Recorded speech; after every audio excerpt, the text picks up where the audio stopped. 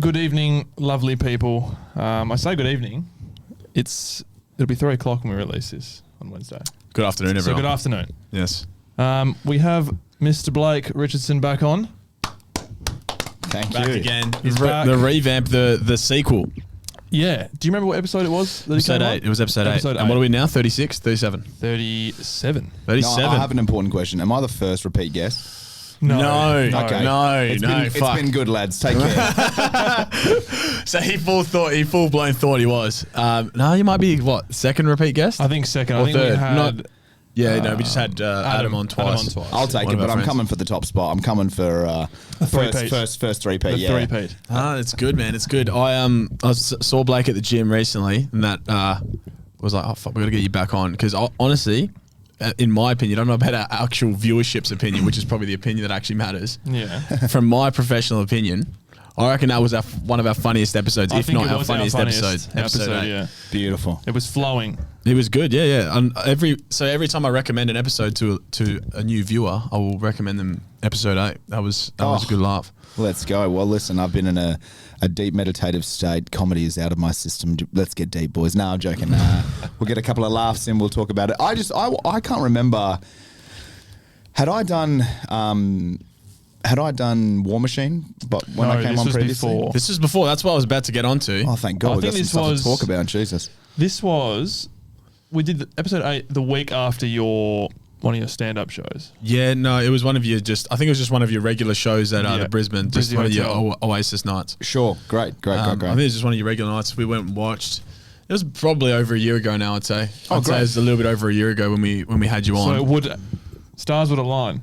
Yeah, it's been about a year. terms of So timing. a lot's happened since you were last on. Yes. You're on Netflix now, or not yet, but it's coming. Not yet. It's in the can. I believe they're expecting to release it end of this year or beginning of next year. It's kind of up to Netflix. The film's done, so they're probably doing their final little go over and edits and little tidy ups and whatever. And then they've got so much content that they're just like, we're going to schedule this for this time period because we've got fucking heaps to go. Fucking Netflix, the big boys. Yeah. So how has that happened? How have you gone from? I remember on one of your podcasts saying, "Oh, like, you know, if acting doesn't work out, that's fine." To actually going onto fucking Netflix. That's what unemployed actors say. Now I'm abandoning comedy. We're in the garden now, boys. We're in the Garden of Eden.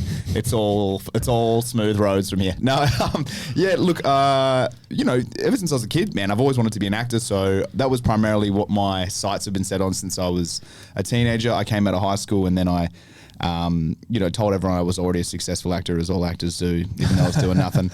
And then, I went to drama school, went to Whopper here in WA, and that was in 2018 I graduated, and I got an agent in Sydney who just by chance happened to be, for my money, the best agent in the country. He's just a fucking absolute legend and very well regarded in the United States and all these things, but he's just a great guy, and he's just championed me, and I have been grinding since about 2018 pretty consistently. Obviously, COVID took about 3 or 4 years out of that chunk. And I think when we sort of met, acting just wasn't really happening. I'd done a few things in like Aussie TV. I'd been in a couple of shows and done some smaller stuff, but I just had to stay busy, and comedy was what was sort of taking my time up. But as the gods would have it, eventually I got a decent big role with this War Machine in August last year. And that's how it all started. That's crazy, eh? It's very, very quick turnaround. It is. It's very quick turnaround. It's a crazy life, man. It's like, I audition. I think if I were to average it all, I would average it all out. I would probably audition about once a week. Probably now it's increased a little bit just because I've got a new US management team, which is cool. So it's about 2 a week now. But yeah, like you're always kind of throwing your name in the hat. But where I was at in my career, before you're known and before you've worked, it's sort of the chicken or the egg. You know what I mean? You need a job to get a job sort of situation. Yeah. No one knows who you are. You're not really a good business investment. You can be a great actor, but there's just so much more to it than that when you're actually going for these bigger kind of US roles. But it's a game of numbers. And eventually one lined up with this. It was the same audition as, it was the same as any other audition that came through. I was like, oh, fuck, this is pretty cool. And just did my thing and what I thought was good, and then which has happened a few times where the agent comes back and he goes, "Oh, just so you know, you've been shortlisted," and I'm like, "Okay, great." And that's happened, early in my career. I was like, buy the Jeep, we're on, baby, We're fucking won. good. We've done it. We're home. You call the boss, you're like, "Suck my dick," and then you're like, "Actually, they came back, they've released me from the hold." So I got shortlisted, and my heart didn't skip a beat. I was like, "Yeah, cool, I've been here before." And then a week or so later, he said, "Oh, the director wants to set up a video callback," which is kind of like, that means that like you're really in the running. It's He's kind thinking of, Foot about in you. the door, yeah. He's thinking about you. And I've done a couple of these. I've been down to, they call it final callback. So you're probably in the mix with, it's different for every job, but you might be in the mix with like 3 others, 4 others, I don't know, whatever it is. And it's kind of like an audition over Zoom. They're an absolute fucking nightmare because you've got the delay. You're acting to a laptop. You've got like multiple people in the Zoom meeting. The faces are blurred out. You can't see them, but that's probably the producer. There's the casting director. Yeah. There's the director. It's hard to lock in. Yeah, and you're trying to balance this thing of like, you don't want to be desperate, but this would change your life, and you're trying to be normal, and you also don't want to kiss their asshole too much and be like, I've Googled your work and I'm a huge fan of everything you've done. So there's that. But look, I've been going for a while, like, for me, 2018, and I've been close on a few big things, and I've I felt the disappointment enough that I just know what I can control and what I couldn't control. And I was actually in Canada and the US doing just a trip with my partner. So I was like, whatever. And I did the callback in Canada at my friend's lounge room, and it felt pretty good. And then it was like 4 weeks of not hearing anything. So like, that is a fucking outrageously long time. So I just was like, look, I haven't got it. What are they thinking about? They're just like, fuck, the pie chart out. do we really want to give this fucking unknown kid from Perth a shot on this big role? So I guess, look, I kind of just resigned myself to the fact that, look, it's not going to happen. It's okay. It is what it is. And then, my manager, I finished the holiday. I did the callback at the start of the holiday. I got back to Perth, and I was just about to go host Eternal MMA in Perth, one of the shows, and I'd fucking throw my suit on, whatever. And my manager, agent called me, messaged me and said, "Are you free for a call?" And I was like, "Oh, here we fucking go." So he calls me, and I'm standing there in my suit, and I've got it on loudspeaker so my partner can hear. And and he's like, "Listen, I just want to give you the breakdown as to what's gone down." I'm like, "Okay." He's going to give me the fucking... I've had these before, like... They absolutely loved you. They thought you were incredible. They thought you were a gift to acting, but they've gone in a different direction. There's a but. Nothing to do with you. Always so a but. he gives me this spiel. He said, like, look, you were the number 1 pick for the casting director. The US casting director loved you, but Netflix were concerned that obviously, you don't have a profile for a role this size. And I was like, yeah, okay. And then he goes, but then this happened, and then he goes into this other thing, and then he says, "Oh, then Netflix basically said they were concerned that there was too many white people in the cast, and then they thought about making your role ethnically diverse." Now, look, diversity is a great thing for the industry, sure, but it's cost me many a fucking role, because I'm always going for these supporting roles, and then they're always like, do you happen to be Asian or black or anything? And I'm like, I'm Maori. And they're like, I've never heard of that. I'm like, I don't think that's real. I think you're wrong. Yeah. Or like, I could do the haka or something if you'd like. But they're like, you look pretty white. You're just white. So I was like, I heard that and I was like, oh, fuck me. Okay. That's what's happened and blah, blah, blah. And then look, he's just, my agent's got a flair for the dramatic, and he said like, look, but basically they did this. They wanted to go ethnically diverse. They've just done a callback with the guy that they were looking at, and they just called me and you've got the role. And I was like, what? And he started, I love telling this story. He goes, "You've got the role," and starts crying. And I'm like, what? And I didn't really hear him because he kind of choked up a bit. And I was like, are you crying? And he's like, "Yeah, I'm crying, man." And I was like, so did I get it or I didn't get it? Like, what, I didn't hear what you said. He's like, "No, you've got it." And I was like, "Why are you crying?" And he's like, "Man, this is just such a, this industry," he started just basically saying like, this is, this industry is so fucking hard, and some people just don't ever get their shot and blah, blah, blah. And, no matter what happens, you're at least going to be able to say that you've had your shot. You did something. So that was fucking awesome. It was super exciting. And then I flew out like a week later. We did 2 weeks of pre-production, and then we shot for 3 months in Melbourne and New Zealand, man. And it was like the fucking craziest time of my life. It was amazing. Fuck. That's a good story. Man. Yeah, it was awesome. But how long is it, the show? It's a film. It's a film. So it's an action sci-fi for Netflix, led by Alan Richardson, who plays Jack Reacher in Amazon Prime. He's the big jacked 6'5" American Chad who's in seemingly everything nowadays. He's really popping off. So, yeah, it's one of those. And the story takes place around where US soldiers trying out to become Rangers. So essentially Rangers are like the Navy SEALs of the Army. Yeah. And we're going through our version of BUDS, which is RASP, which is a Ranger Assessment Selection Program. And like the movie like follows Alan Richardson's character, and he's like an older guy who's trying to get into the Rangers, and he's got his own backstory and all this kind of thing that the audience is with. And then throughout the beginning of the film, the selection gets like down to a core group, and then there's like about 10 of us or so, and I'm obviously in there. And then like basically the final mission for our assessment is a thing called Death March, which is basically a 24-hour simulated mission where it's a fake mission where our assessors and stuff are going to be setting up traps for us and all these things. And if we complete the mission successfully, then we become Rangers. And during this mission, things go terribly wrong and carnage ensues. So that's the storyline essentially.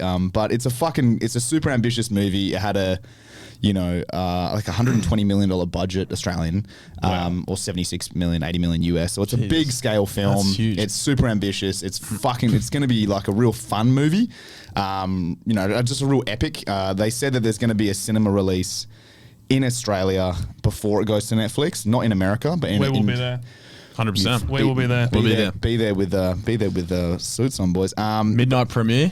Ooh. Oh, that'd be good. Is there a midnight one? Like Star fucking Wars. Star Wars like premiere. Star Wars, yeah. I was like, oh yeah. I used to go to the midnight premieres of Twilight with my mum back in the day. You know what I mean? So Breaking Dawn was life changing. How was that? How was that experience? Yeah, a lot of horny mums in that crowd. I found. I can imagine. When Taylor Lautner got his kid off, and they were like, "Oh, you could hear like audible sighs." Like, oh, and I'm like, "Chill out, Janice. You're 57. He's like 9. Relax." That's but good. yeah, so look again, it might not get a cinema release because these things always change. That's what the producer said. But budget things change. It might get expensive in the edit, and then they go, you know what? Unfortunately, cinemas are kind of like a novelty now for producers. They're kind of like, we don't make any money in cinemas. It's more like a traditional thing. To be like, oh, this came out in cinemas, and then we went to the Netflix. cinemas, yeah. Exactly. So, but nah, man, it was awesome. That's unreal. That must have felt like a holiday. That filming part, like, Yeah. sure, you're with different people that or like a big chunk that you've never met. You're in a different place. You're going to different places, and you're doing new stuff every day. That would feel unreal, Dude, it was 100%. I managed my expectations going in. I was like, oh, like it could be, because I've been on some jobs in Australian TV, especially where I'm like, this is going to be fucking epic. And I've had some that were fucking epic, and then I've had ones where that were just horrific. You're just like, Jesus Christ. I mean, it's not like, you're not digging ditches or frothing coffees, but it's like, this isn't anything like fun. This is filmed on an iPhone. It's just more like you're there and you're like, I have an idea as to how I can, and they're like, shut the fuck up and say the lines. I'm like, but these lines are dog shit. And they're like, yeah, I know the show's dog shit. Just say it. So, but it was not that. I went there, and look, I was I'm a relative complete unknown, and Alan Richardson, I'd watched him growing up. There's a show called Blue Mountain State. It's about football. I've seen it. You've seen it? Yeah, I've seen it, yeah. So he plays like the football captain Thad Castle, like the jock captain who's like real silly and dude, he's just like That's a big time actor. He's just. But I had a nostalgic connection to him because I watched him in high school. Me and my mates would drink and put it on, and it's a super inappropriate. It's a hilarious show. It's like you could not do it today. Yeah. So I was like, fuck, I get to work with this guy. I grew up watching him. That's awesome. And then there were people like Daniel Webber, who he was in The Dirt, the Motley Crue movie. I've seen that as well. Yeah. He's in Billy the Kid.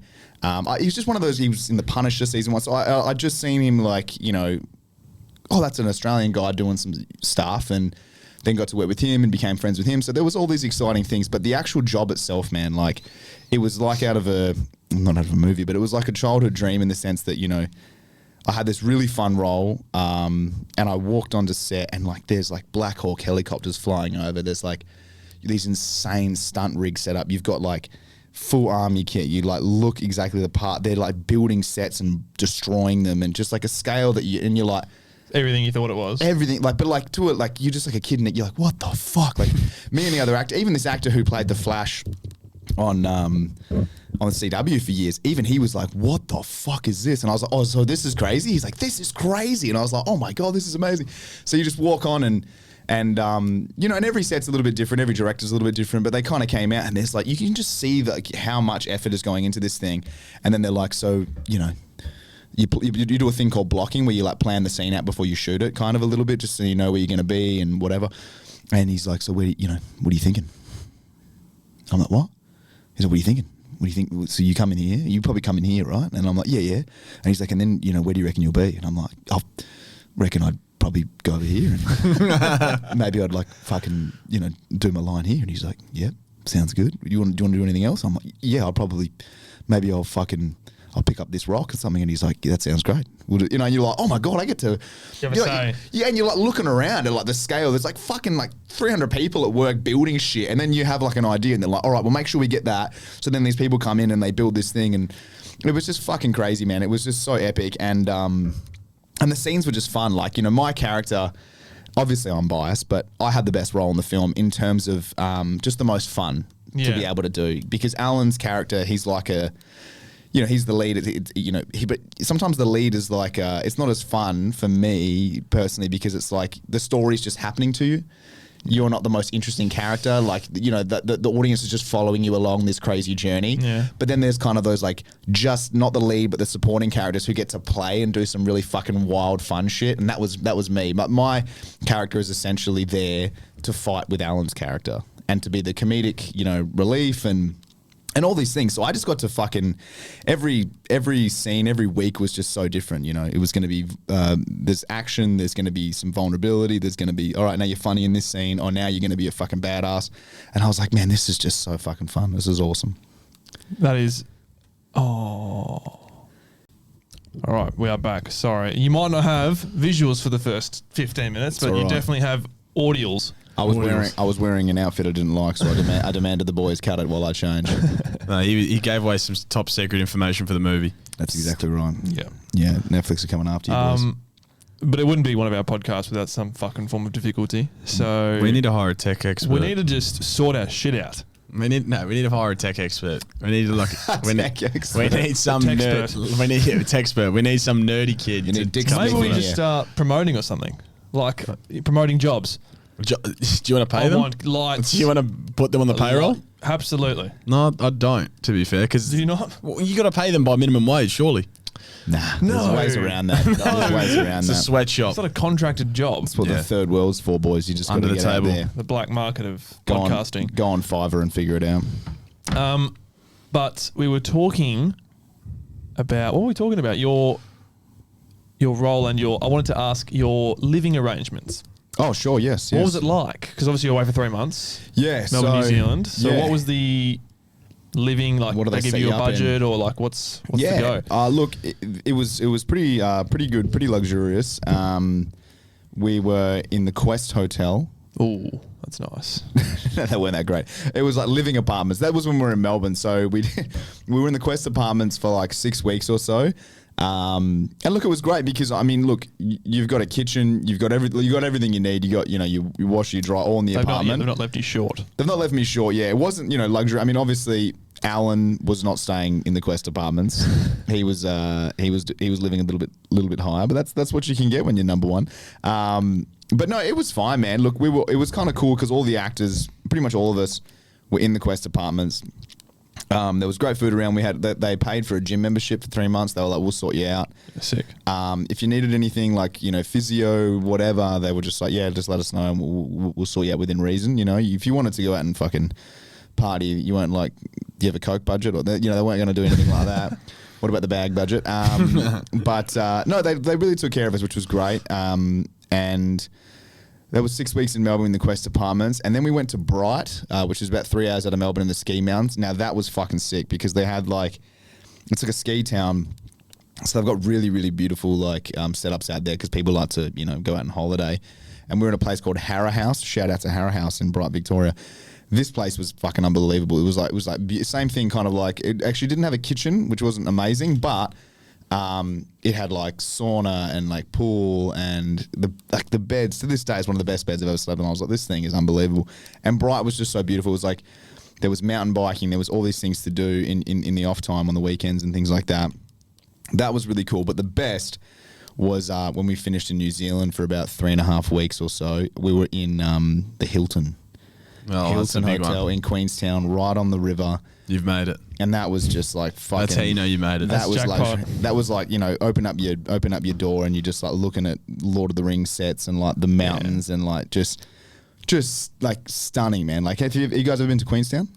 No. South been. Island, New Zealand, man. It's just like, yeah, it's unbelievable. Like, it'll bring a tear to a glass eye. It's absolutely breathtaking. So that was, New Zealand was definitely the highlight in terms of accommodation and just views and stuff like that. And it was a great way to finish the shoot. But yeah, they took really good care of us, man. It was great. It was hard not to spend money too, because you get a thing called per diems, which is like, a daily spend for your groceries and things like that. But it never covers all of it. And in your downtime, you're also, if you're an actor like me, you've been paycheck to paycheck most of your life, and now you're getting paid more than you've ever been paid in your life, and you're surrounded by other actors who are like, fucking, should we do something? And you're like, fucking oath we should do something. Let's go out. So, especially in New Zealand, man, like in our downtime, we would go jet boating, we would go fucking, like speedboat. We'll just do fucking anything. Like there's so many activities in New Zealand you can do. So we were, I spent a little bit too. Not we didn't go crazy, but it's easy to spend money. And after a big day's work, everyone's like, you're fucking exhausted, but everyone's like, should we go to the bar and just get a couple of drinks in it? And you're like, yes, we fucking should. So yeah, it was magic, man. It was magic. That is sounding a bit fiction. It was. Sounds elite. Couldn't have been real. It was. Couldn't have been real. It was fucked up, man. It was honestly like I was in this, this bubble. And look, I will be honest, like it was the best time of my life, professionally by far, maybe just in general. I was away from my partner, which like, she came and saw me in Melbourne for a little bit, and then she finished. We planned that she would come over and spend the last week in New Zealand with me, just to fucking live it up in New Zealand, because I was like, we got free accommodation, let's go. And so that was cool. The time apart was a bit difficult, but like honestly, man, like this was a huge opportunity for me. I was number 3 on the movie. I had a lot to do. I had the second highest amount of like shooting days behind Alan. I think Alan shot for like 53 days and I shot for like 48. So like I was on set a lot, and like every day was a little bit different, but it was fucking hard, man. Like there was some, like, it was hard. But like there were days where it was like, on average, it would be about 14 hours door to door. So like you get picked up, the driver picks you up in the morning, and by the time they drop you off at the hotel, it's been 14 hours. So you're like, shit. And you're not shooting constantly, but it's a long days. It's draining, yeah. And mentally, every scene's a little bit different. And there's this, this anxiety that you're trying to balance in your head of like, am I doing a good job? Like this is a big opportunity for me. It's a huge film. I've never been on this scale before. Things shoot really fast. And you want to make sure you're putting your best foot forward always. And also, I'm competent as a screen actor, but like when you really get into the woods of it, there's so much you need to know about like what kind of lens are they using, how close up are they, what part are they going to use in the edit? Like, does this part, do I need to bring my performance 100% every single take? Because like film shoots pretty slowly. We're shooting on 2 cameras, and we'll shoot one scene for 12 hours. Sometimes we would shoot one scene for multiple days if it was a complicated scene. So you've got to manage your energy. Yeah. But for me, who's someone like who's a little bit more of a beginner in my journey, like Alan was an expert. He knew when he would never phone it in, but he knows when he doesn't need to really bring the full intensity of his performance until we're in a certain camera lens on his close up, because he knows that's when they're going to use his reactions and things like that. I didn't fucking know that. I'm sending it from the first take in the fucking wide when you can only see me as like a speck on the screen, and so I'm fucking exhausted. Why the fuck's this extra trying so hard in the background? It's just because you're like, every moment's my big moment. Yeah, 100%. And by the end of it, like I learned a lot and was like, oh, okay, cool. Like, not that you need to phone it in, but you just learn how to manage your energy a little bit better. And there were scenes that were like a little bit more emotionally demanding and things like that. So just figuring out how to do that and how to bring it on the right day. And also, there's this thought in the back of your head that like, there's over 300 million subscribers to Netflix.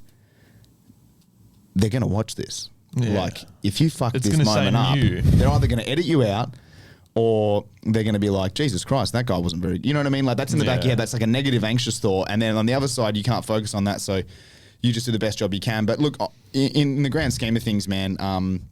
so like day to day when I was working, I was all in. I was 100% focused on that and with my prep. And then if there were times, on the down times and things like that, then I would go out and enjoy myself. But for the most part, man, you're just in the bubble. It went super quick because you're just this is a big scene coming up. This is a big scene coming up. So Then we got this. preoccupied, yeah. Totally, and you're just thinking about how do I bring my best to this? What's some ideas I can bring and things like that. So yeah, it went quick, but it was fucking magic.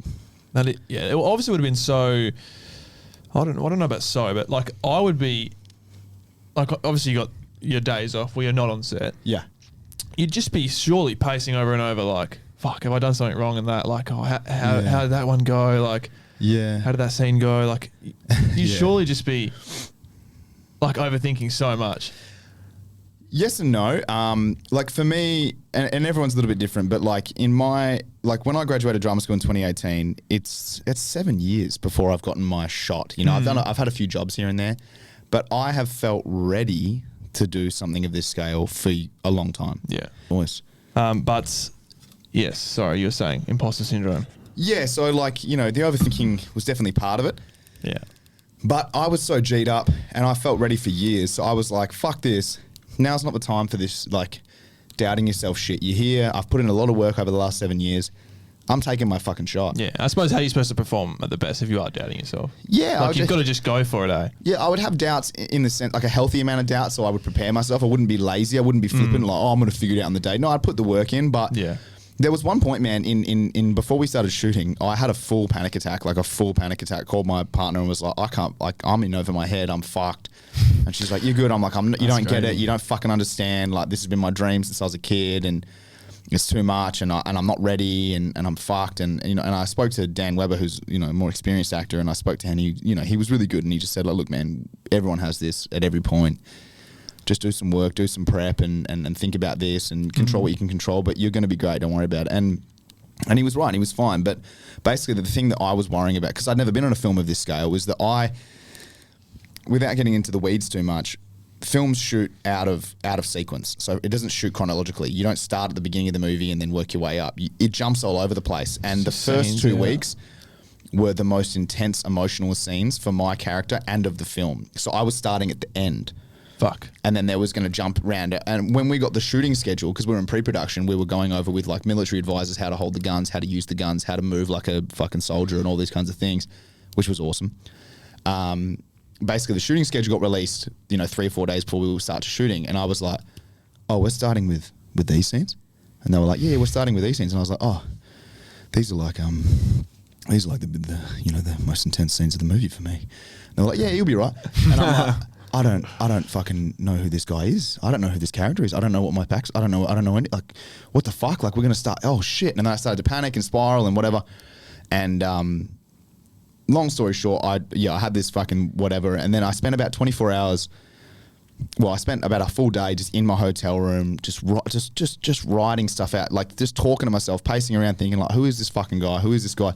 Because there is this element, where I feel like the character is just you. It's just a human being. You just got to bring your version of how you're similar to this guy. But I wanted to understand the challenge that my particular character had, without giving too much away, was that basically Alan's the hero of the story. Yeah. He's the hero of the unit, and my guy doesn't fucking like him. But why don't I like him? Yeah. Because it doesn't make sense, and I have to pull this off. I have to pull it off in a believable, but also in a likable way. Because you can't have a movie where this guy does a really heroic thing and you've got some little bitch in the corner being like, well, I don't fucking like this guy. And it's like, why? He just saved everyone's lives. And it's like, well, fucking, I don't like him.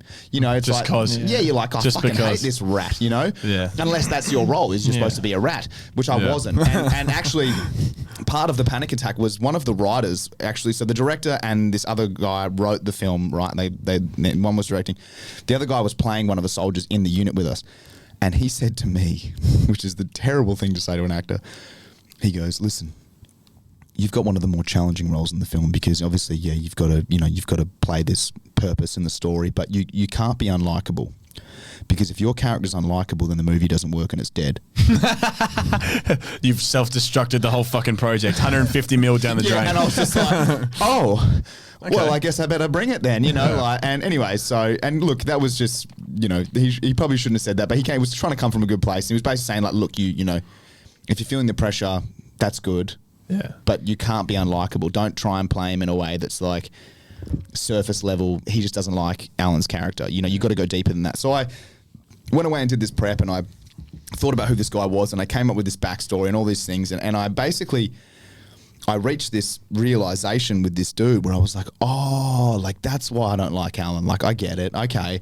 And I'd never done that before for any role that I'd ever done because I'd never had a role big enough that required that. I was always playing these roles where like, bro, you're in like 2 scenes. You don't need to know what he was like when he was a child. Yeah. You come in, you do your thing, you get out. But this one was like, I needed to understand who this fucking guy was and why I didn't like Alan's character and why I was the way I was. And I did, and I fucking reached that to the point where I actually went back to the writer who said that.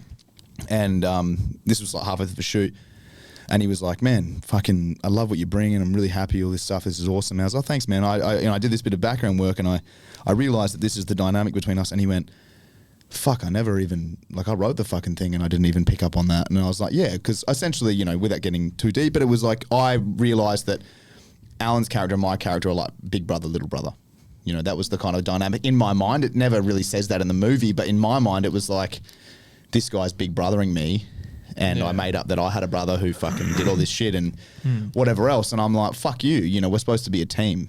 Why do you keep doing things just, you know, on your own? We're supposed to be a unit. We're supposed to be a team. So it was cool. It was something that got me through my fucking panic attack, essentially. Effectively, you rewrote the script. I rewrote your part of the script. I rewrote a lot of things. They actually called me, the director and the writer called me Mr. Moment on set. They were like, oh, here he comes, Mr. Moment, needs a moment. That's good shit. Because I'm always trying to find him. I mean, look, you know, they were coming from a good place. They were fucking around. But that's an actor's job, man. It's like you're there to give them options give you in two the edit, cents, yeah. and to create these moments on screen about the characters that serve the story. It's not just like, you know, it would be fucking sick if I wrote a Harley. You know, like, why? That doesn't mean, like, just because it's fucking sick. You know, you don't want to come up with shit like that. But if it serves the story, you want to elevate the script. The script is like a blueprint. You're like, that's really good. I get what we're trying to do in this scene. But I think we can do that in like, I have an idea, and you bring it forward and you try that. And 90% of the time, they fucking loved it. And they were like, yes, do that, love it. And I was like, sick. But then, you know, there were times where like, which is their job, they're like, man, that's not what this moment is. Like, this is going to be this is going to be such a quick moment in the edit. And I'm like, oh, okay, because I don't know how he's planning to edit it. So I'm like, maybe I do this. He goes, no, this is going to be a really quick moment. It just doesn't need much. And I was like, okay, sweet. Yeah. But, you know, Mr. Moment, that's what they call me. That needs a moment. That's good. Anyway, speaking of moments, yes, in fucking Perth history, ever since our last podcast, a lot has changed.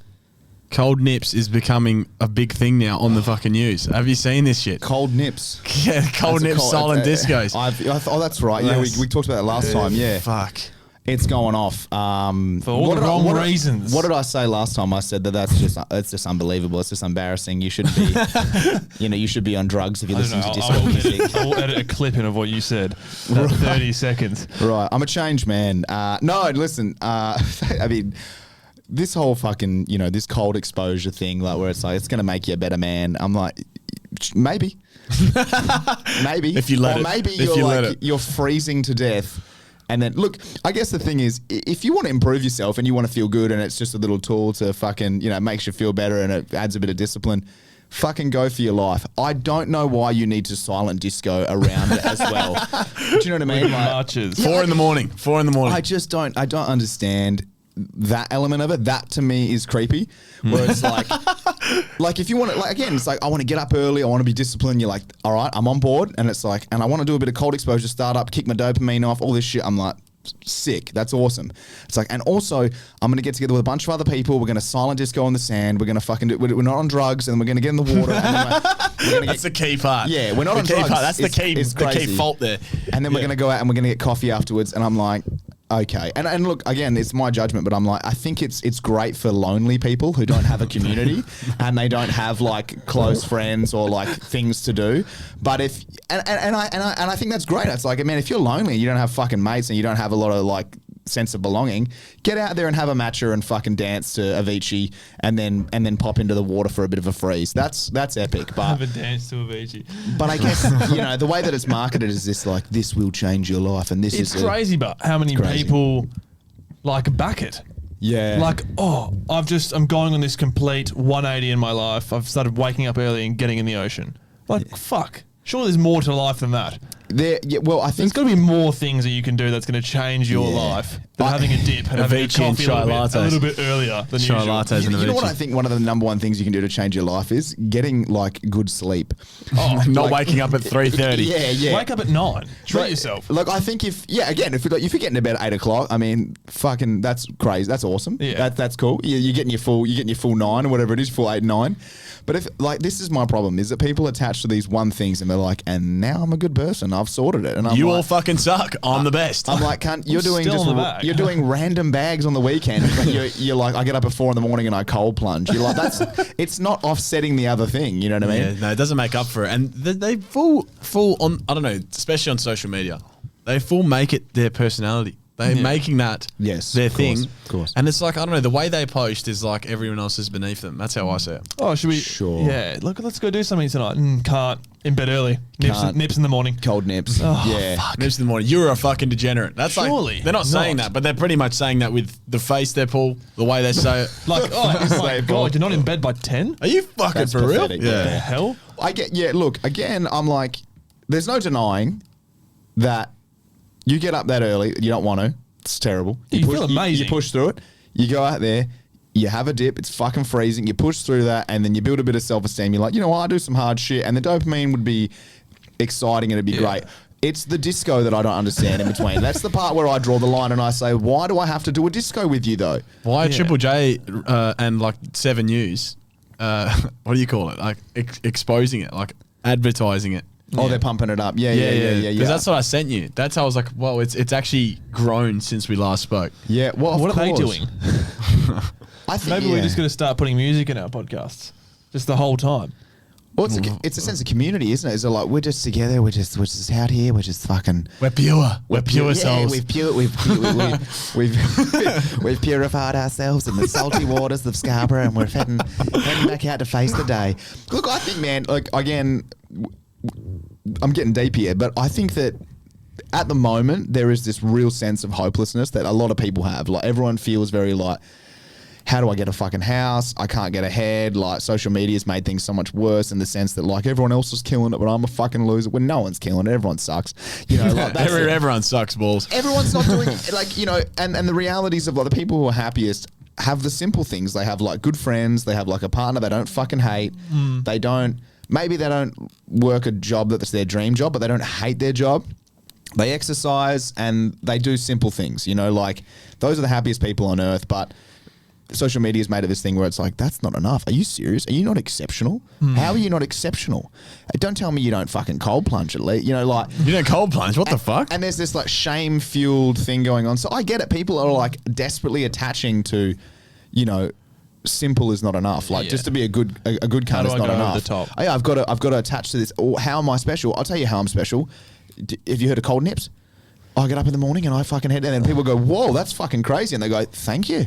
Thank you. Thank you. That's exactly what I was looking for there. I was thought- fishing for that. I thought so. And, they're like, and then what do you do after that? They're like, we don't want to get into that. I do cold nips. They're like, but aren't you like? Then you just Aren't you a junkie? You work for like you work for like H&R Block, don't you? And they're like, we don't. I'm a cold nipper. That's what I do. I'm a nipper. I'm a nipper. Don't. Yeah. So I get it, man. It is crazy. It is a bit over the top. It's excessive. Yeah. It's Yeah. excessive what they do. Yeah. Oh yeah, I think I'm with you now. I'm all for the first 70%. It's Right. the back end of it. The let's get out the water now and put my headphones on Yeah. and fucking get a coffee and sit there and disco with people. And do some shit. Yeah. Like what? And maybe that's my own blocks. Look, I'm just like, I wouldn't feel comfortable there.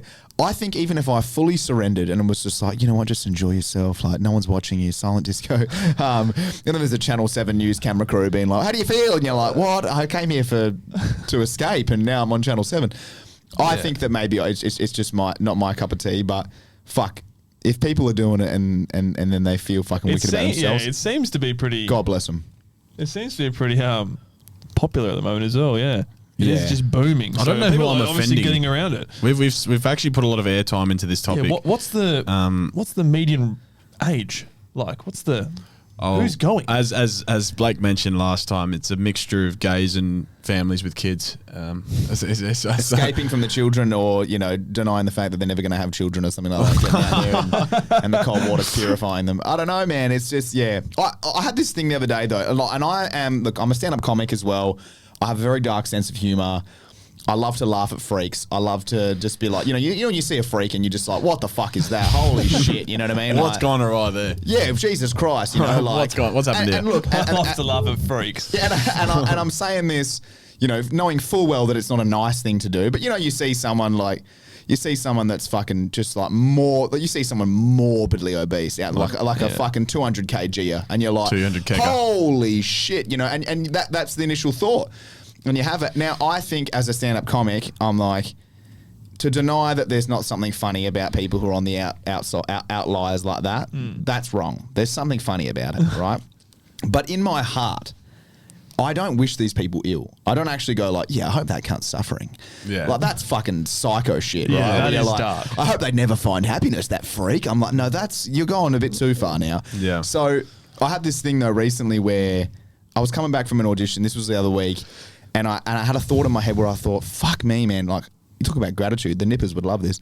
But I was like, I've just got so much to be grateful for in my life. I've got so much to look forward to, and then I'm hopeful. You know, on the back of this movie, I'm like, fuck, I reckon I actually might be able to, hopefully, have a career and actually be able to support myself of what I love to do, you know, and I'm going to be able to I've just got so much hope in my life. And I was driving back from this audition, and I pulled up at the traffic lights, and there was a dude, you know, walking around with a sign trying to beg for change, whatever the fuck it was. And usually I'm like, Jesus Christ, just let me be at a fucking traffic light for God's sake, you know what I mean? I pretend I can't see him, you know. I'm like, everyone's got cards on their phones nowadays, brother. I've got no change, you know, like, don't even look in here. And I usually have these thoughts, but I looked at this dude and I just thought to myself, truly, I was like, fuck, what does this poor guy even have to hope for? You know what I mean? How's it gotten to that as well? Yeah. Like what were the exact key steps for him to get to that? Because he was once a baby.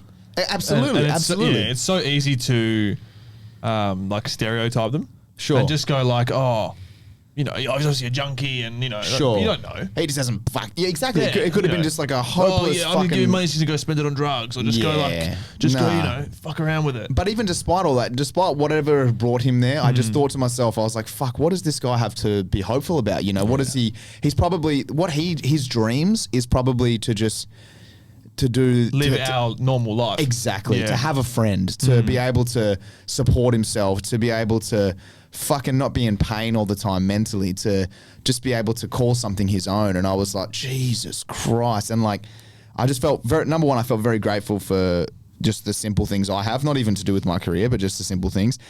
And then number two, I was like, fuck, that's not that funny. You know, even though like usually I'd be like, fucking look at this Fruit Loop, holy shit, you know, like what the fuck is going on here? Yeah. But I was like, nah, when you really boil it down, I get it. It's like, yeah, it's not that funny. But as a stand-up comic, I do maintain you can't be that person that's like, that's not funny. I'm like, well, come on. It's a little bit funny. Since the dawn kind of of is. time, we've always laughed at people that were on the edges. You know, Yeah. you can have a heart and not be a monster about it and wish them ill. But yeah, I do, and I think that about the nippers. I do. I think God bless them, but fucking something's going wrong there.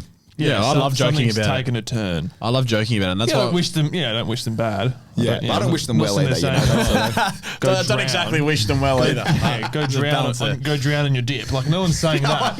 no one's saying I hope a rip pulls you out in the dip. You know, you're like, Fucking few sharks. But you know, out in a scarves. burnt tongue from a coffee's not the worst thing ever. Well, fuck, I'm not gonna lie, it's actually kind of up there, but What? Oh yeah, the roof of your mouth is. burning the roof of your The mouth's worst pretty thing. bad. Yeah. I'm a long black man myself, so I'm no stranger to a bit of a burn. That's even more of a burn. That's a sear. That's a sear. That's a roast. Boys, I know we've had a lot of technical issues, but I warned you, I got to quickly piss. I'll be 2 seconds. No, I'm that's sorry. all right. That's all right.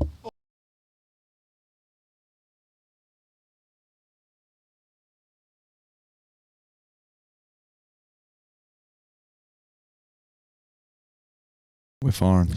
Okay, sorry, you're back from your leakage. We're Yes, back. I did warn you. I've been terribly boring stuff, but I've been on about 4 litres a day consistently, getting that in. That's my cold nips, and yeah, I do feel that- better. But yeah. I've got the kidney of a fucking 8-year-old Chinese girl. I'll tell you what, I got to piss every 20 minutes or so. It's horrific. Is that 8-year-old Chinese kid. is it not hard to smash 4 liters a day? Honestly, it was at first. Yeah. So, like, again, boring shit. But I on the back of this movie, I I signed with this new US management, and this whole thing is like acting you can't control. So some people have been telling me, listen, just so you know, this is going to fucking blow you up. You're going to be fucking off to the moon. We don't know that. So you're always trying to desperately work on something you can control. Yeah. And for me, I've always been into weight training. I've loved fitness and stuff. And I just thought to myself, fuck, I just did a big action. Casting is usually pretty unimaginative. If you do an action and you are okay in it, they're like, let's give him more of that. So I was like, fuck it, let's lean into the aesthetics, let's lean into weight training. So I did this like 12-week fucking body recomp thing. I hired a coach. I did all this crazy stuff just to get a photo shoot done with this fashion photographer from Sydney. And I just did it like 2 weeks ago, and the diet was fucked. Like, it was hell. Like, I did like a bodybuilding kind of prep just to cut right down and get in crazy shape. But part of it was he was making me drink a lot of fucking water, and then I just felt so good generally doing it that I've kept it going. And yeah, I like my fiance was just constantly in my ear, like, you got to drink more water. I'm like, shut the fuck up, I'm fine. My piss is barely orange, like, relax. And then when I started doing this prep for this thing, he was like, how much water are you fucking drinking? And I was like, I don't know, like fucking a liter, a couple of Pepsi Maxes. And he was like, drink more water, you psycho. A couple like, Pepsi Maxes. You need to. So I've started doing it, and it's only 3 of these bad boys throughout the day. And if you're training, it's pretty easy. But but the problem is you got to fucking piss pretty regularly. Yeah, I was doing it when I did 75 hard. I was drinking heaps. Sure. And you do feel amazing. Right. Now I've stopped. Yeah. You feel no starting to feel shit again. Yeah, look. Maybe that's it. That's got to be it. It's got to be that. It's got to be that. You know what it is? You got to get up and get in the fucking water, brother, and have a bit of a fucking dance. Get my 4 litres in that quick, just the saltiest 4 litres. Yeah, remineralise. Yeah. I know. I think it's a combination of things, man. I think it's, look, for me, again, I'm a completely vain motherfucker. The thing that got me over the line, people can tell me all day that it's healthy and it's this and that. He was like, listen, you will stay leaner if you're like, you won't hold as much water if you're constantly, getting water flushing in. it. Yeah, but your body is going to hold on to water, and you're going to look soft and like a fat fuck if you're just not drinking much water and you're getting a lot of salt and shit. So you got to keep drinking. Yeah. And I was like, as soon as he told me you will not be as fucking fat looking drinking water, I'm all in, baby. Let's go. That's how you got to present things to me. People are like, that's not good for your health. I'm like, shut up. Nothing's good for your health. No, and then they're like, you won't look as fat. Okay, I'm in. Let's go. Nothing is good for your health. Imagine that. Yeah. You could eat fucking, I don't know, like 30 trees of broccoli and probably die. Yeah, well, Nothing is good. It's just the dose. The dosage, dosage is absolutely absolutely part of it. Yeah, and you got to enjoy your life, man. Like this fucking diet thing I did, like the last 2-3 weeks, like I was literally on like 1,500 calories, doing like 16,000 steps a day. I was doing bodybuilding on top of it, and I just, your quality of life is dramatically reduced, and it's just like, this is dog shit. I looked fucking awesome by the end, but I was like, there's no way on earth I could maintain this. Fuck off, this is trash. Not worth it. So it's just more of getting to a healthy balance of things and whatever else. But yeah, and I found when I finished as well. I don't know about you. When you finished your diet, I had like fuck all rebound. Appetite. Oh really? Yeah, like I was thinking, I can't wait to finish. I'm just gonna smash the biggest burger I can find. Sure. Finished, and I was like, I don't really want a burger. Like you've like revamped. Yeah, like I just have some chicken and rice again. Past the other side. Just have my same meal again. Like I think I was like that. Got sick of it. And like after a few days, I was like, okay, now we're good. Yeah, I can smash a burger. I think that only lasted for about a week after, and then I rebounded real hard, like just the other way, just pizzas and all sorts. It's mental as well. It's when like, fuck, I can go just have a pizza now. Yeah, totally. Well, like I went so, man, like I went so, I've done diets in the past and stuff, like, just generally eating healthy, whatever.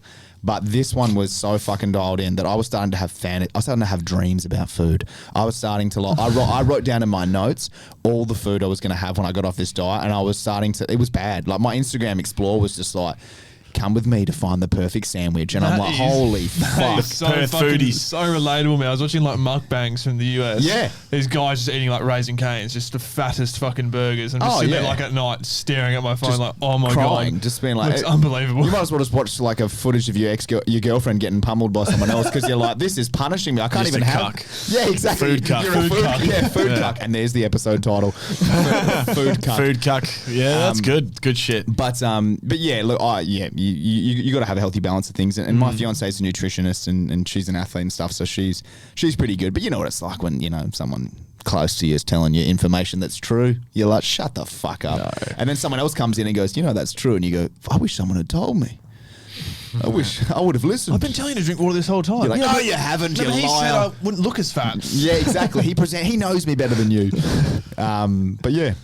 As long as they're not going on about like, as long as your missus isn't saying, "Oh, that's got microplastics in it." As long as it's like actual, no, like, no, as long no, as no, it's no. good advice, like it's like, No, she's good at her job. She's, yeah, that's good. Like at least she's been like, yep, that's got this amount of fat or protein in it. Yeah, good advice. She doesn't even do that. That's got fucking vitamin B12 75936, and you're like, Don't drink out of an aluminium Yeah. bottle. It's not good for you. Yeah, no, she's very like again, and I find that people who are usually the most knowledgeable about any particular field or industry are the people that generally have the most simplest view on it. The balanced approach. Yeah, but also like that, if you want to get into it, they can, and they're like, all right, well, let's get into the weeds a little bit. But when you really learn a lot, you kind of zoom out and take the greater perspective, which is like, again, when it comes to diet and nutrition, it's like, if you're not fucking sleeping 8 hours and getting great sleep, let's not even fucking talk about microplastics and shit like that. Like, you are fucking your body, number one. Like, that's undeniable. Like, if you're not sleeping well, fuck everything else. Yeah, exactly. You're retarded. And then if it's like, it's like whether you're getting this, you're doing keto, you're doing whatever. If you want to lose fat, you need to be in a calorie deficit. How you do that, it's up to you. Whatever. And she's got a very more simple approach. But I definitely got a fucking eating disorder when I was on the back of this. I put on 6 kilos in 6 days when I got off this diet. Just I fucking went binged. I went fucking ham, and I was full, and I was like, can't stop. My brain was just like, go. And I've got like 3 of it off, and I've chilled out, and I'm doing better. But I'd never had that before, man. I was like, Full it was rebound. crazy. Yeah. I was going nuts. Well, it's like a relapse, really, because you've just been deprived from that the whole time. Exactly. No. So definitely not good to do. And I did it pretty aggressively. I did it over only like 5-6 weeks or whatever. Whereas I think you look at like pro bodybuilder, they do it over like 16 weeks or some shit. They really take it slow. Were you doing saunas and shit? Like, Nah. you weren't doing like proper like weight cutting like a UFC fighter. It was more just like I did a little bit of a water cut. I did for the last 3 days beforehand, I did like 8 liters of water a day, and then on the day before I did like 1 liter, and then I took like a tiny like half a pill of like this diuretic, which helps get rid of more water. And then the day of the shoot, you have like no food. You have like you have a fucking coffee, and you like nibbling some dry cereal just so you don't puff up, because it's more about just getting the visual of that tight look. And then, afterwards, you just fucking, you like photos. You got the photos? They're good. The memory card's sweet. All right, I'm gone. See you later. I'm fucking off. So, Dig out. and actors do that on films all the time. When they look fucking shredded in that one scene, they water cut for it. They did all this shit just to get that footage in there. And then they just fucking, maybe they didn't binge, but they don't do that. They don't look like that for long. Yeah, no one's really staying that Shredded all year round. Nah. No one is. Nah. No, especially when you live in that lifestyle as well. Nah, absolutely not. And it's fucking boring. Like, it is, like, I have an interest in health and fitness, and like, I like the process that goes into it, and I'm like, oh, that's really cool. And I like, experimenting and being like, oh, this is how my body feels. But if that's all you've got and that's all you are a boring cunt. There's no way around it. If you're like, brother, I'm locked in, you're like, all right, well, what else do you do? Like, That is it. Yeah. I don't like I'm gonna miss out on some good quality time with my friends or family and stuff. Totally. Because I don't want to see an ounce of a love handle. Like, come on. Sure. Like, it gets to the point. Like, I understand like the 8, 12 weeks or whatever. If you're actually doing it, and like you've told people like I'm doing 8, 12 weeks or whatever, and I'm like cutting, I'm doing this, it's for this and this. Like, fair enough. But if it's like middle of fucking winter, like just go get an ice cream. Or something. Go. You want to get a cold food? Get a waffle. Somewhere. Get a waffle. I know, A get a warm waffle. Yeah. Oh, now we're talking. My eating disorder's coming back. No, and for me, man, like, again, it's like, it's a tool, right? Like, as an actor, I like to use, and this is how I pictured myself. I want to let the cast and directors, whoever, know that I'm an actor who can use my body to tell stories. If the character has to be in shape because he's a fighter or he does this, I can do that. You know, Timothy Chalamet is going to look like a lesbian no matter what role he plays. Do you know what I mean? Like, He's genetically just well, genetically, he's also just not interested in it. Now, Timothy's fucking absolutely killing it. He's worked with every great Hollywood, director in his multimillionaire banging college. He's fine. Yeah. But gone are the days. You don't see it much of the younger generation coming up in acting that can use their body for character. Now, I'm not saying that every character needs to be jacked and shredded, but I'm interested in, if I'm playing a role and you're paying me good money to play this human being, I want my body to relatively reflect what that human being's body would look like because of what he does. And that's just fun to me. That's part of storytelling. And I think that with this whole like inclusivity and no body shaming and body positivity, you get actors that just fucking don't look the part. I'm like, you don't look the part. Like, what the fuck? You're supposed to be a fucking Viking. Why do you look like a fucking loot? Like, you look like nothing. Yeah. You know what I mean? Like, the Vikings were fucking terrifying. Behemoths. Why do you not look terrifying? Yeah. You know, so that's just my little thing with it. So I did the diet purely because it had a goal. If you're just doing a general diet, what for? You're like, just so I'm shredded so I can keep accounting. You're like, what the heck? I mean, I don't get that. That's, you know, never understood good that. for you, but how are you finding the motivation? Because it's hard, and you're Jim like, from accounting. and there's nothing to do with it. You're just like, That one mirror selfie. I'm just being shredded for no reason, you know. But you got to do something. I just never got it. I never understood it, but maybe that's just me. No, I love staying in shape just for going to festies, to be honest. Absolutely, shredding for steroids where it's really. Yeah, let's get into the weeds. Yeah, of that. like winter, I'm not. Festy time. I'm not too fussed. Like, you know. Sure. But you guys, you're in a relationship. Yeah. Yeah. See, it's all good. So it's, you know, who am I trying to impress? You know, you should see me. She's seen. Yeah. You know what I can do. She knows me at my worst. Who Yeah, cares? exactly. She's seen you stretch your cock out in the shower. Exactly. Oh, mate. People would say to Fucking slinky. people would say to my my partner as well, like, fuck, it must be a lot of fun dating Blake. Hey, he's a comedian. He does all this. It's pretty exciting. I was like, she often just gets me crying in the shower on the floor with my flaccid little cock floating on the water band, like, I'm not doing enough. You know, she's like, she's not only getting, she's seeing all sides of the coin. All you the know, parts, yeah. Absolutely, man. Yeah, and that was the other thing. I got engaged in New Zealand at the back end of the film, which was cool. Congratulations. That is Thank you. very exciting news. Yeah, no, it was I think good. I do remember seeing that now. Yes. I do remember I seeing saw that a now. post, yeah. Yeah, she copped it. She copped a ring. So, yeah, look, you know, it was. I was in New Zealand and I was like, "Fuck it." There's The photos look sick. There's going to be Was no it better the place. ski resort thing? No, that was. There was some photos and some snowing. Well, yeah, we something. took. Yes. I took a helicopter up to land on top of this fucking glacier thing, and then popped the question. And it was such a fucking ordeal getting the ring because I got it made in Melbourne, and then they had to get it. It was this whole fucking thing, but got it done, and it was awesome. And you know, like me and my fiance, we always, you know, we're pretty emotionally communicative people. But I was like, fuck. Proposing, I like, what am I going to say? You know, like, and I'm a pretty articulate person. I was like, what do you actually say? So I prepared this little speech. ChatGPT. Yeah, ChatGPT. No, she wouldn't like that. Make it more human, make it more sentimental. But I prepared this little speech, and then when we went on the glacier and I got down on one knee to do it, she wouldn't let me fucking talk. She kept being like, "Are you serious?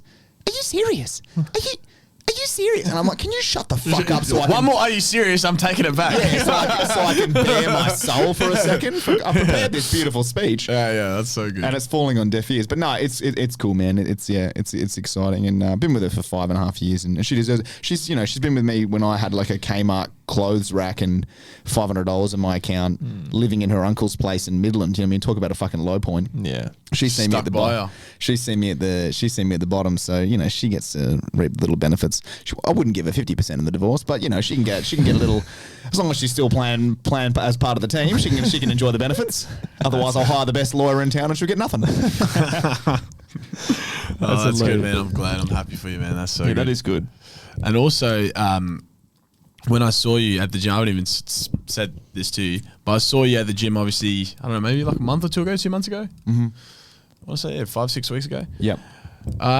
You know, like my ex-girlfriend broke up with me, I don't know, like a while ago, end of Jan, it started Feb, but I was still like kind of feeling pretty shitty about it like the last couple months.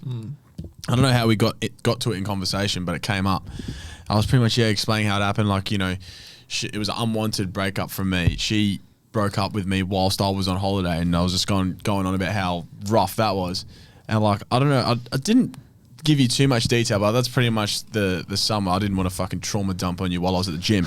Mid pump trauma dump. And then after that, another great episode title. Yeah, I was thinking that too. Mid pump trauma dump. But yeah, then after that, you were pretty much saying, "Oh man, like I know exactly like what you were talking about," and Yeah. you pretty much said you had the exact same thing happen to you. Totally. Like how they sort of broke up with you while you were on holiday, and then you're like, they were like, "Oh, what did they say? What did she say to you, your ex?" She was like, oh. Yeah, so I went over for a thing called pilot season, which doesn't really exist anymore. This was obviously quite a few years back now, but you know, it's like a 4 or 5 week period, usually in like Sydney, or some people go to LA, where it's like all the new shows for the year are getting auditioned in this one period at the beginning of the year. So I went from Perth to Sydney. I'd paid all this money to go over and stay and just audition. And yeah, she sort of I guess we're having problems. I didn't really know. And then, you know, when I got over there, like 3 or 4 days in, and I had planned that when I got back from pilot season, we were going to move in together and do all this stuff. And, you know, we just had like a usual, how was your day phone call? And, you know, she was like, yeah, this was my day. And she waited to the end. So we like debrief days. And I was like, beautiful. Well, honey, I'm a bit tired. I might head off to bed. And she was like, yeah, okay. Oh, just before you go, just one thing. I'm just, you know, having a bit of doubts about moving in together at the end. I was like, oh, okay. Oh, well, that's, well, we can talk about that more. But that, I mean, but, you know, and I almost said it as like a, you know, but you're not breaking her up with me, are you? We'll sort it out. Like, we'll sort this out when we get back. I was like, but you know, at least you're not going to fucking break up with me, you know what I mean? And then she was just, you know, silent on the phone, and I was like, "Are you there? Have we cut out?" You know, I'm like looking at my phone, like, "No, she's there." You're like, hang on a minute. Then she's like, "I just don't know how I feel," and I was like, "What? No, yeah, I know." No, and you start the walls start closing. You're like, are you fucking with me? Like, what are you doing? You know, and. No, that's grim. It was terrible, but you know there was a lot of things going on behind the scenes. You know, like I won't air bad laundry, but she had a lot of mental issues, and she had like a history of really terrible trauma and stuff. And she made that clear. And she had, like, when I met her, you know, we had a fling when we were like 15, 16, and you know she was one of the first girls to ever touch my penis, which has always got a fond place in your heart. No matter how old you are, you always think back to one of the first ones that let you, you know, that touched it for you, and you think, you know, God bless them wherever they are. So there was a connection there, and then we met, you know, again as adults, you know, like 20, 21, and she was in a really bad place, but she had a, and I think she does. She had a good heart, you know, so. The foundations were already very rocky, and I guess the mistake that I made, which was the fact that I was kind of like, look, the way I thought about it was, this girl's got a good heart. She's gone through a lot. She's a bit fucked up, but if I can help her get through this terrible period in her life and we get her to a place where she's a lot better, fuck, I'm going to have like the most loyal partner who's like, this guy was with me. But unfortunately, that's not how damaged people think and operate. You know what I mean? They don't think the same because they're they want to protect themselves and whatever else. And I think that towards the end, she actually said to me, I think in the hindsight, I think she'd been cheating on me and stuff. And then she ended up like, you know, moving on with this dude, like, you know, like a month after we broke up, probably, you know, during.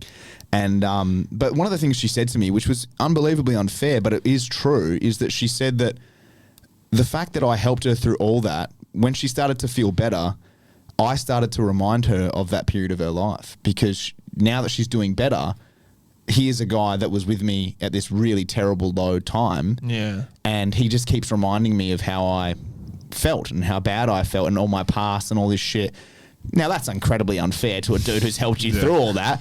But you can't deny it was an interesting psychological thing that I had helped her through this real fucking trauma, and now she was like, "No, I don't want to see you because it's a token for it." Yeah, you keep reminding me of all these bad times, and you know, look, the way she went about it, I have no hate in my heart. You know, she lost my respect because of how everything she did, but I don't wish her ill, and I think that she was a deeply, deeply damaged person, and I think that, you know, hopefully she's doing better. I think she's married, she's got a kid, and she's doing all these things. But yeah, it was tough, man. Because that's where I was going with that. I was feeling pretty shitty at that time. Just happened to be that time. Yeah. Because I think you mentioned, like you're in that revenge body. Like you go into the gym. Yeah. Because I was at the gym every day. Still sort of am. But anyway, that's besides the point. But yeah, no, I just remember like when you said that to me, and then I just went like home like the next night or the next week following that. I remember I was like, fuck, man, I felt so seen. I felt like, oh, that's good, man. Like honestly made my week, because like, oh, that's good. I don't know, when you're just feeling shit, and then someone actually like can relate to like a pretty similar circumstance like that. Oh yeah. Like I'd say like it's not really rare, but like I'd say that hasn't happened to a whole array of people, those exact sequence of events. So when you said like and related to that, oh man, like it felt really good. So that's I appreciate it. No, that's good. And I'll tell you something else that really helped me through this whole thing was that there was one thing where, and I don't know if this happened to you, but the thing that I couldn't let go, that made it hard to let go of, was this sense of justice, because the way she behaved. You have no closure. I had no closure, and also I'm like, you were a cunt to me. Yeah, like what's she gonna get? I've been a good dude, Like, so I just lose everything. We had a dog, and she took the dog, and her parents were really wealthy, and I didn't have much money, and I didn't have a place to go now, and I couldn't take the dog with me because I was living with a friend, and you know, and it just felt unfair. It just felt like there was no sense of justice. Like I've been a good guy, I've stuck by, I've been loyal, I went through drama school where it was just fucking endlessly mentally unstable hot chicks trying to sleep with me, and I didn't do any of it. Yeah. And then now you're gonna fucking leave me, and you take the dog, and that's it. Like you just get there's no punishment, and I wouldn't let go of it. And what I kind of realized is that, and this isn't dark or anything, but it's like the punishment is the fact that they don't get to have a partner like you. Do you know what I mean? Like that's kind of what I realized was it's like, yeah, they miss out, and you got to have that kind of self-love where you go, listen, I was a fucking great dude. Maybe I'm not the best person for you, but I'm a fucking good dude and I treated you well. And the fact that, you know, you're going to behave like this, your punishments are coming. You know, your karma's coming down the line just by the way you're living your life. I don't have to wait around to see what the results are.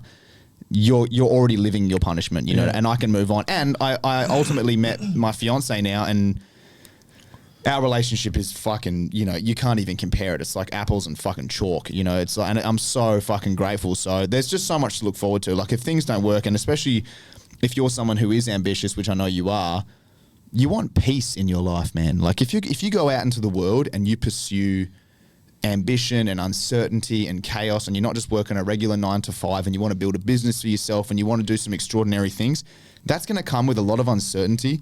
It's going to come with a lot of grinding and disappointment and failure and risk. When you come home, you want to have fucking peace, man. You want to have simplicity. And unfortunately, if that's in a pretty fiery, toxic partner who wants to fight all the time and is, you know, just doing all these things, that's not good for an ambitious person. If you're a fucking regular Joe who's a 9 to 5, you know, simple guy, maybe it's exciting. You're like, I got a bit of chaos at home. Don't worry about it. You know, out in the world, there's not much, but when I come home, fuck me, you never know what you're going to get. Maybe that's cool, but yeah, you don't want that if you're trying to achieve some shit. I think that's called a fetish. A fetish, sure, yeah. Punishment chaos fetish. Yeah, chaos. We can fucking have a 3-episode name. There are so many good ep titles flying by. But yeah, I'm glad you felt seen, man, because that's it is a real thing, but it is a positive thing, bro. I think it's a positive, because on the flip side, you see guys who marry those girls and have kids with those girls, and that is true hell. When they're with someone who is mean-spirited and damaged and doesn't want to work on themselves and is toxic and will use your kids against you to hurt you and all these kinds of things, and there's nothing you can do then. Yeah, you're screwed. Like, way better to go through the pain when you've just got to lose a dog, or just go through a little bit of, you know, sadness, rather than be like, and by the way, I'm going to use little Billy against you for the rest of your life. He thinks you hate him. Oh, fuck that. Now you hate Billy. Yeah, exactly. Now you hate Billy. Some wise words. That's some good shit. That's good. I feel like empathy is the fucking best quality you can have. Yeah. Yeah, you got to. It's been a great fucking episode. So good. We've had a few technical issues, but it might be a majority audio. There'll be a few little bits of audio. There's some great audio. There'll be a few little bits of video. There'll be some clips. Yeah, there'll be some clips. No stress for me, boys. I mean, I know you guys will go home and fucking pull your hair out and do whatever you do. Have a cry. Do what you do. But at the same time, I just came on because I wanted to have a chat. If it gets released, if not, it'll definitely get released. 100%. Yeah. Perfect. 100% it'll get released. We'll get some clips and the full audio will be out. But yes. Thank you very much, Blake, for coming on. Thank you. Do you mind if I plug War Machine one last time? Plug it up. I mean, I don't think they're going to plug it up. I think Netflix has got it covered, but advertising team. Yeah, I mean, it'll be a while away. For the people who don't know. Yeah, don't know.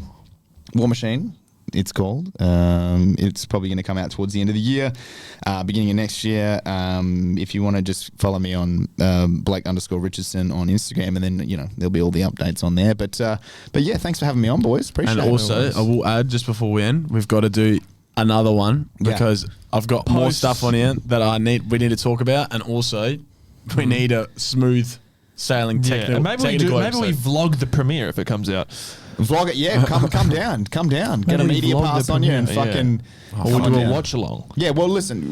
When the movie comes out, you know, I'd come back on after you've watched it, and we can talk more about it, or whatever you want to do. Or that'll be the next one. All right. Yeah, we'll do round 3 after we watch it. Sounds yes. Great. And don't you fucking get anyone. Don't you get that prick Adam on here for a 3rd episode? I will be first three-peat. I'll be the third. I'll be the 3-peat man, or so help me God.